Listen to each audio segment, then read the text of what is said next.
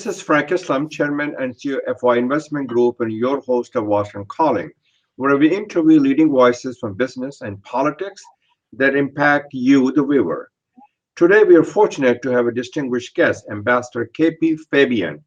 Ambassador Fabian had a very distinguished career in Indian Foreign Service. So, Mr. Ambassador, thank you for coming to our show. Appreciated that very much. My pleasure. My pleasure and Uh, privilege. please tell us a little bit about yourself for our global audience because it goes to all over the world. So tell us a little bit about yourself. Go ahead. Thank you, Mr. Frank Islam. I am from India. I was born in Kerala in a village called Udayamperu, where in 1499 there was a 1599, there was a synod held, uh, presided over by an archbishop from Goa. In other Oh, words, Christianity came to Kerala in AD 52. Saint Thomas came there, and I am a Roman Catholic, and I got my name Fabian from my mother's father's name because the second son gets the mother's father's name. I joined the Indian Foreign Service in the last millennium, that is 1964, wow. and that first posting was Madagascar, later Austria. Well, Okay. coming to your continent where you are, my first posting was as a Deputy High Commissioner in Canada in 1982. I was acting High Commissioner for 2 years during the time of the Blue Star, that is attack on the Golden Temple in Amritsar Yes. when Indira Gandhi was Prime Minister. And we also had a Kanishka tragedy. And then I moved on to Finland as ambassador, later back in Delhi as Joint Secretary Gulf, when Saddam Hussein decided to have a picnic in Kuwait, and we had to evacuate more than 176,000 of our nationals from Iraq, Kuwait. I was a focal point. Then I went to Doha, Qatar, and then to Italy, where I was also the PR, permanent representative to the United Nations. But I want to Thank you. add one more point. That is, I Yes. was in Iran during the time of the revolution, During the 76, yes, 79. during the Carter administration when the Shah of Iran was there. Mr. Ambassador, thank you for all you're doing and thank you for your leadership. How do you read the appointment of the Foreign Secretary? Jay Shankar as India's new foreign minister. He was also an ambassador to the United States and ambassador to China. What are your expectations are, and especially I want you to tell us a little bit about the relationship with U.S.-India and also China-U.S. trade relation tensions that we have, U.S.-Iran tensions, India-Pakistan peace process. What he's going to do, all of them. I personally think it is an excellent appointment because I cannot, frankly, think of anyone in the BJP, the ruling party, who would have made a better external affairs minister. That's point number one. Point number two is that Jaishankar is a professional, and there is great advantage in having a professional to be the minister. Third point is that in India, I suppose in other countries also, the foreign minister has to take care of not only foreign relations, but also the impact thereof on domestic politics. Now, as regards that, BJP has, Prime Minister Modi has enough other assets to take care of the impact on domestic audience. Yes, So, but as regards dealing with the rest of the world, I think Jaishankar is the best choice. Now, very you nice. asked about United States and China and Pakistan. Well, Jaishankar has given the impression that, and I think it's a correct impression, that he will attach high importance to maintaining closer and closer relations with the United States. And of course, he has the advantage of having Prime Minister Modi's ear. But then we should also recognize that he is not the only one who has Prime Minister Modi's ear as far as foreign relations go. Amit Shah, the Home Minister, and also Ajit Doval, the National Security Advisor, and of course, let us be frank about it, the RSS, the Rashtriya Swayam Sevak Sangh, which begat the BJP. So these are the influences on Mr. Modi's mind. But most important factor is that after listening to all concerned, Mr. Modi makes up his own mind. He might go by advice or he may not go by advice. But having said that, Jaishankar will work hard to improve relations with the United States, but that's not going to be easy because President Trump only the other day took away the preferences, global special preferences for Yes. India.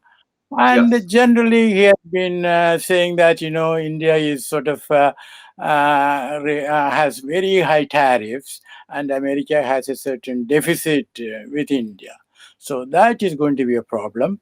Also, we should recognize that for President Trump, the importance of India is primarily because India is one of the big, if not the biggest, importer of arms from the United States.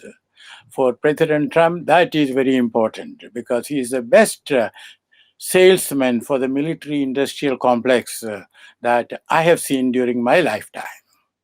Well, So I that don't want is to. one. I'm not a fan of President Trump. I've known him for many years, so he does not represent my values and character and conscience of this nation. I'm sure he's a good salesman, but let's talk about the Prime Minister Modi's resounding victory. Can you shine a light on Modi 2.0 domestic agenda that could potentially include the fact that the unemployment is the highest among the youth? There's a challenge in the climate controls, climate change, and also with the healthcare, and also the infrastructure is the worst that I have ever seen in India. That needs about a 1.2 trillion dollar investment, and in order for them to get the investment, the foreign investors, he needs to reform uh, economy, and there must be some reform. So, can you shed some light on this thing? And also, as you know, the Modi is a charismatic but controversial as well. So he needs to replace fear by hope. Well, you are absolutely right when you say he is charismatic. In fact, I would say that he is the most accomplished thespian in the subcontinental political scene after Zulfikar Ali Bhutto. In Pakistan. And Pakistan, and it is his, ability to reach out to the masses that has got him the votes. But having said that, we should also take note of the fact that his government has used publicity to the maximum, technology to the maximum, has also successfully prevented real information from reaching the people. You mentioned about unemployment, you mentioned about infrastructure. On all that, Prime Minister Modi's government did its level best and with some success in hiding the fact that unemployment level was the highest in about 45 years. Now, let's look at Correct. it a little more closely.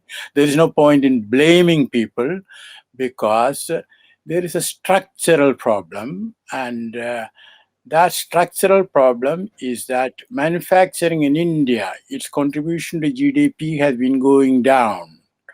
Why? Because once India opened up and import some, if I were an entrepreneur, I would do my calculations and I'm likely to conclude that it is more in my interest, it is more prudent. It will be more prudent on my part to import from China or elsewhere and distribute rather than make in India, because there are problems, infrastructure, energy, power, land, governmental regulations, and all that.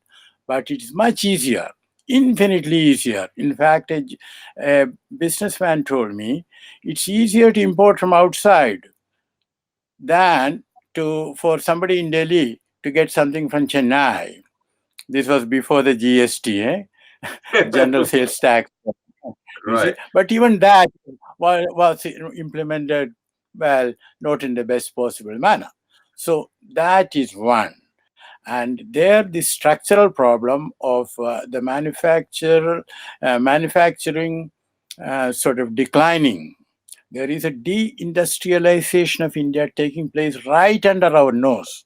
So unless Prime Minister Modi is able and willing to tackle that, I don't think there will be much progress in generating employment.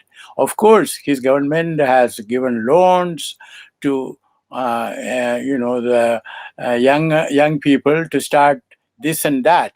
But such low income level self-employment, making do you know samosa? Samosa is an Indian eat, or running a tea shop. No, that's not good enough. And we have the That is sad spectacle of those who hold master's degree wanting a peon's job. Peon is a messenger in a government office. So we have a real problem, and that has to be handled calmly, holistically. I don't think, I'm sorry to say, that so far Modi did not show any sign thereof during his first 5 years. Now, let us expect, let us hope, let us pray that he would do it, but it's too soon to come to any conclusion. so you painted a picture of the sad and sorry spectacle, right? And Yes. the time will tell. I want to talk, kind of shift the gears and talk to you because you are an expert in international food security.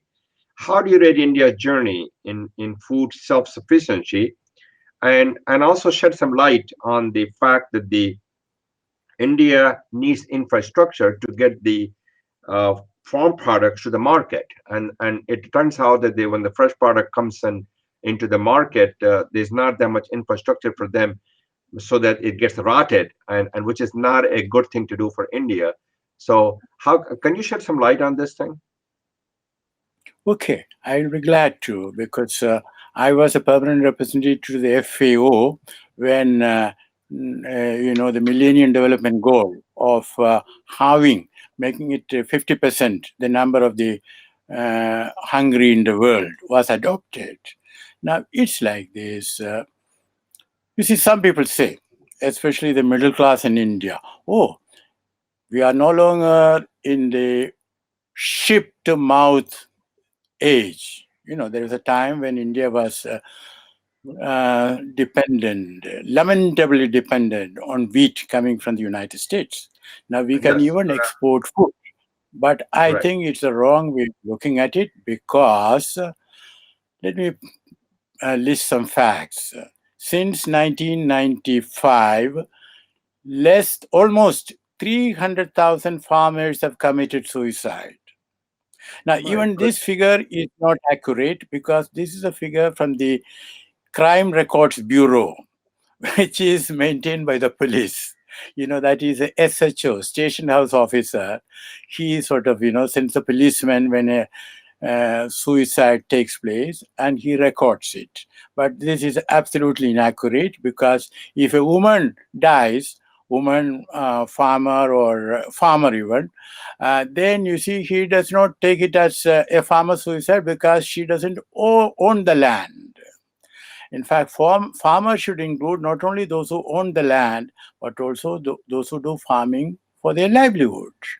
Okay, so that is first thing. And the government, whether it's the state or the central, always had a tendency to manipulate data.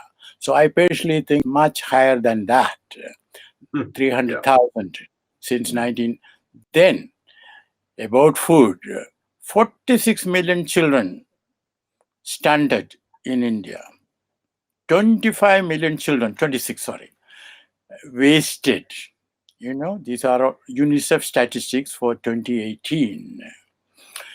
So there is a real problem, and Indian agriculture in a sorry state because the our output per acre is a land, unit of Yeah. land Yes. area, is rather low. So we have problems, and in between, GM cotton has come in. That has also contributed to farmer suicides. In fact, a holistic agriculture, not only during the last 5 years of the Modi government, but even previously. So India has to pay serious attention to the crisis in India's agriculture and the crisis that is facing the millions of farmers who feed us. That's a good way to put it. And also, they need to improve the infrastructure in order for them to get the product from the market to the from the farm to the market.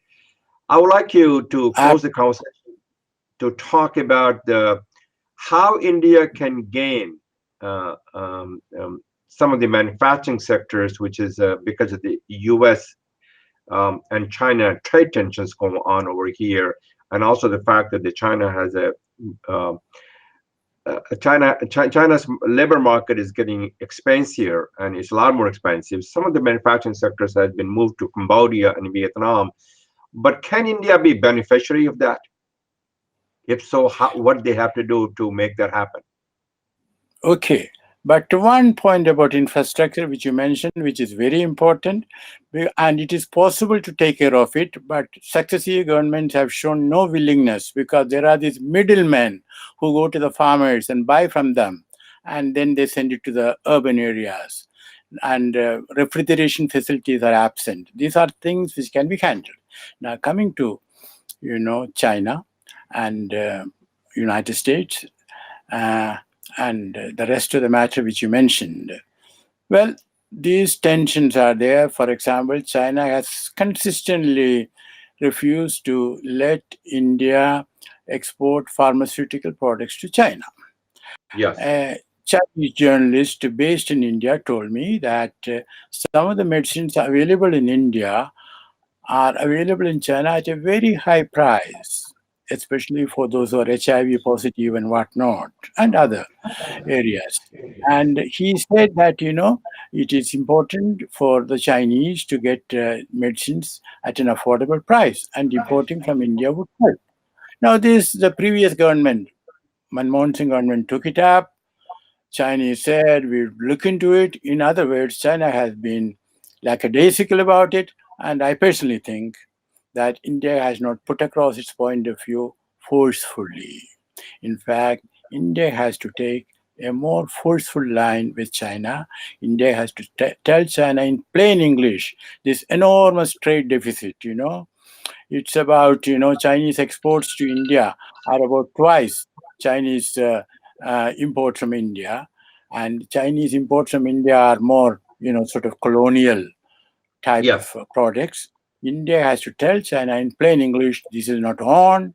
We do not want this to continue, and we have to change this. And I don't think India has done it. I don't think Modi has done it, despite the so-called Wuhan spirit. And I think, yes, I think so-called. I meant it because there was no spirit. It was mythical. Thank you very much. And Before I close the conversations, which have 2 minutes to go, is to talk about, can India be friend with the United States as well with Iran, and what's going on with the U.S. Iran tensions right now?